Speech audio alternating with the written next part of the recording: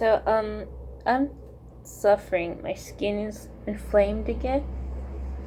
Got skin issue all over, and this is just my arms. It's also all over, sort of my body, sort of thing. But it was so inflamed. I decided I'm gonna splurge on things that I used to buy and haven't bought in a while.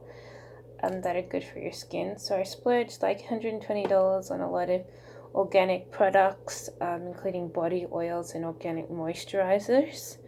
Um, Usually that helps your skin because obviously when you buy stuff from like a chemist or something, you might have something with a lot of ingredients which aren't natural. So the natural does do wonders for sensitive skin, but it doesn't always cure it. But I've been putting this cleansing milk on it in the past day, which I bought ages ago from the Body Shop. I just happened to have it sitting on my table. And I thought, I haven't used this in a while. I wonder if this could be any good.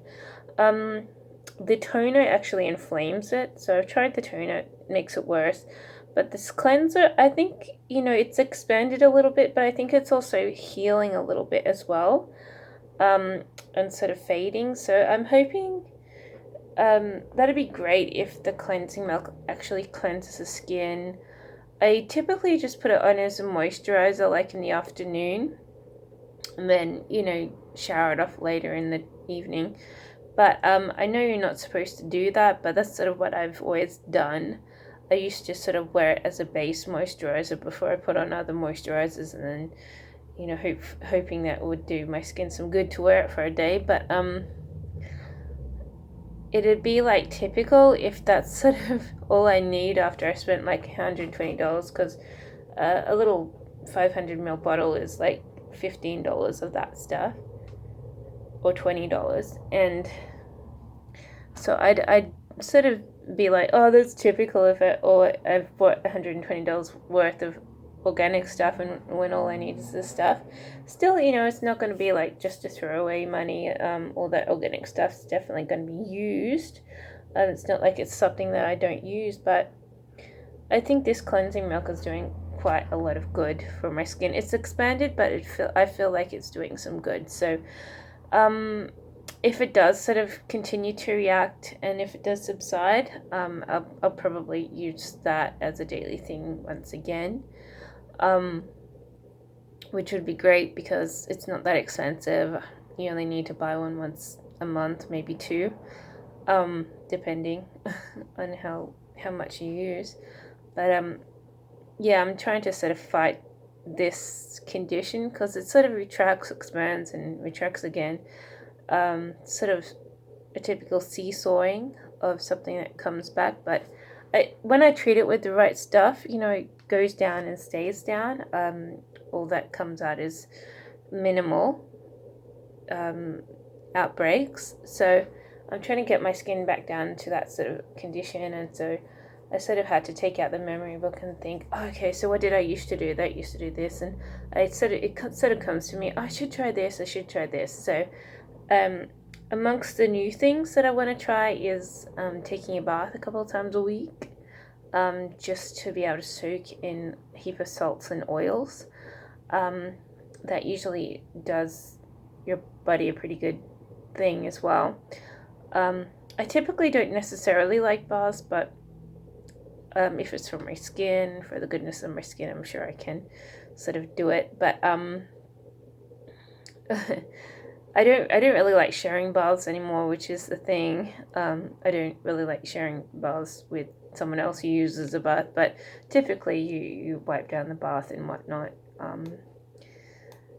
before you use it, so it should be fairly clean by the time you use it. But I'm sort of just getting into these old regimes that I used to sort of put myself through before I stopped for some reason. I either didn't have a bath, or I just decided, hey, I'm pretty poor, so I'm going to buy cheaper things, and I end up saying that, like, vitamin E creams from the chemist, the ones that are only like $2 or $3, you can get a huge liter of the cheapest creams. They're usually pretty good. They're for sensitive skin usually, and they're usually pretty good. I sort of bought a liter of it when I last did this shopping, as well. So but so obviously I'm going to get a little bit of, but yeah, but I'm trying to get the reduction there and happening, so it doesn't continue fading and coming back, fading and coming back, because I'm spending more and more on medicational creams, and which is okay. I mean, they're fairly cheap, a lot of them. But I thought, oh, what other ways did I used to use? And it's like, I had a brainwave recently, and I was like, oh, may as well try it once again. I used to spend typically at least $50 a month, if not $100 a month. Well, I used to allow for $100 a month to spend on organic products and all these things that I used to buy. I used to buy organic foods. It cost. I didn't really buy so much. I typically used $20 to $30 a week. At one stage, I put my spending down to $15 a week, but that was because, and then leave $100 a month for the organic skin creams and oils. But that was because someone else was buying the groceries, so like the fruits and veggies. But I typically allow like $30 a week on you, and $100 a month on medical creams and moisturizers and whatnot. So yeah. So I'll probably go into the swing of a little bit more organic now, currently, because sort of my skin's in a pretty bad condition. It's like all down my back, all over my legs.